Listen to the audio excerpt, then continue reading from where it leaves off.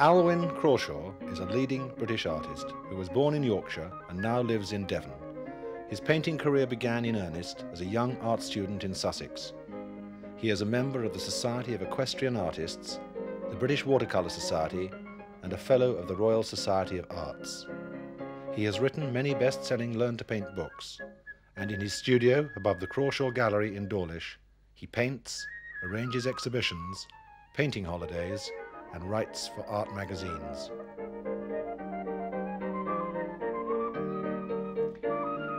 Putting figures into paintings can have problems as well because they can be too complicated, or we look at them too complicated. We try to make portraits of them. We mustn't do that. We must simplify, as usual, simplify and give an illusion. Let's have a look over here. I've just mixed a paint which I'll call a flesh paint, and on here I want to do 3 brush strokes. That's one in the middle, straight up, and this one leaning that way. Now the reason I've done that is they are simple head shapes, just a brush stroke. But what does that brush stroke tell us?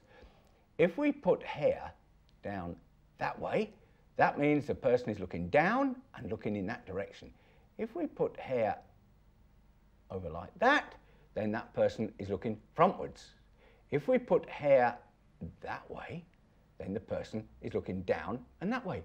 Very simple to do, but it does mean a lot. No matter how big you do the brush stroke or the painting or the head, it does help just to do these things as you're painting and you've got a feel of a figure. Now, let us take a figure, in other words, a complete figure. That's the head. Let's put another one there for a minute while we've got that on, our brush. And then let's have a white or light-coloured, nice light-coloured body for the first one. Here we go. Now watch the brush stroke. The brush stroke is simply taking it down, and then as though I'm sort of imagining that's a person, that's the clothes I'm putting on. Now we need some trousers, so we go into a dark colour for the trousers, and the trousers just go on like that, and he's walking towards us, so that leg is slightly back behind that. He must have some hair, so I'll put a little bit of hair on. And remember, actually that looked like a hat, didn't it? Oh, that's nice. Have you seen that? You see that little bit, that little flick? He's now looking towards this person. Well, while we've got the hair on, let's put that person in there. Oh, we'll make this person silhouette, or almost silhouette. And they're quite dark. Notice that little edge there. I didn't close up to that because that's the neck shape. Brush stroke coming. You can't really do this slow. If I could do it slow, I could show it better, but you can't because the whole thing is just sort of moving all the time. He wants arms on. He hasn't got any arms. In fact, he could be holding a bag of some description. That hand in his pocket says he's walking down. And it is as simple as that. Now, simplicity comes through practice. Don't forget that. And through confidence. And obviously confidence comes through practice. I'm just looking, perhaps that chap could have a bit of darker where his trousers start. That's it. Just helps to give it a bit more shape and a bit of shadow down there on that.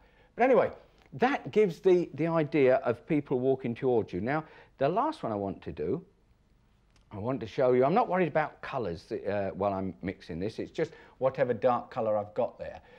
Somebody in real silhouette, there's the head. Now, I haven't done a pink shape for this, but what this is, that head has been cut off like that. And the reason is because he is walking forward. And therefore, we've got the back view. And in fact, it could be a fisherman, couldn't he, with his rods over there and all coming down here, and his pack over there, which makes him all a bit sort of wobbly and clumsy looking because of all the stuff, his gear he's got. There's his welly boots, and he could be off. Now, what I've done is taken that out because there's no collar showing like there is here, and his head, and that's only his hair, and he's going forward. Now, the last thing of all, very, very, very important, and that is don't put feet in, because if you do, they look like Charlie Chaplin. So you've got to avoid putting feet in. Now, one of the most important subjects in landscape are trees. I mean, they're there everywhere. Well, let's have a look at them and see how we can simplify them, because when all's said and done, simplifying is very, very important. Put the paper up. I'm working on sketching paper here, by the way. Smooth surface. Now, when we're talking about trees, I'm not talking about trees that are painted, let's say close up, all close up to us, in detail. I'm looking at trees that are more middle distance. The trees that we really see in a landscape, when we look at a landscape, we do see trees more at a distance rather than branches coming right underneath us.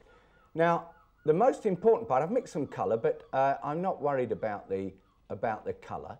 I've mixed the three primaries together just to give me a shape. Incidentally, this is a tree in winter, so it's out of leaf, and I'm working with a number 1 brush at the moment. Let's just give it a little bit of something down here just to suggest the ground. All I'm doing is working on the shape of the tree, not detail, the overall shape of the tree, as you can see there.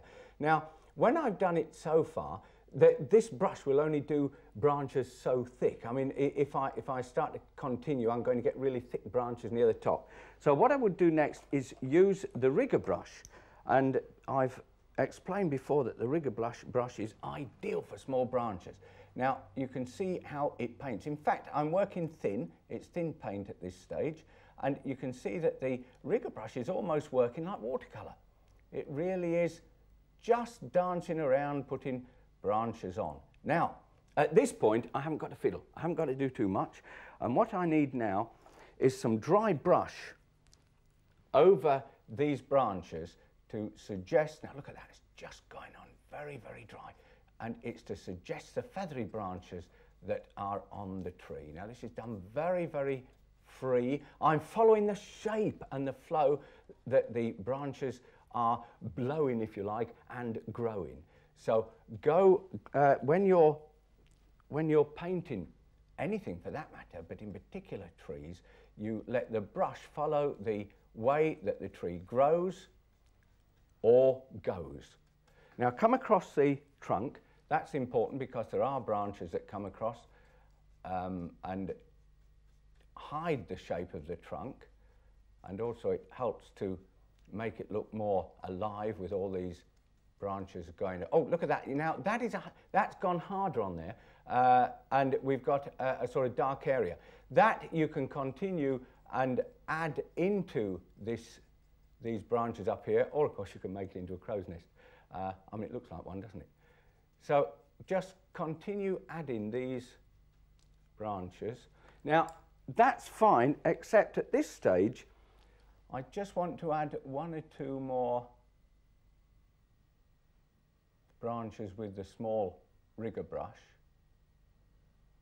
And at this point, of course, you can continue and add as much as you like, depending on how much detail you want in the tree.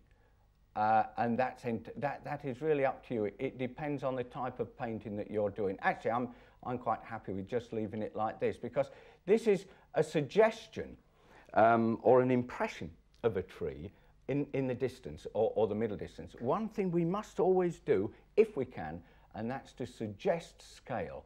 So to suggest scale, I'm just putting in a fence. I mean, that could be anything from a horse, a cow. It could be absolutely anything that would suggest, put one in there that's been sort of broken and stuck up again, anything to suggest the scale. So that tree really, I suppose, is about, or perhaps 50 feet, and therefore it's a hedgerow tree. If it was a larger tree, of course, then obviously, apart from the shape being more solid, these fence posts will be much smaller, and this gives us the scale.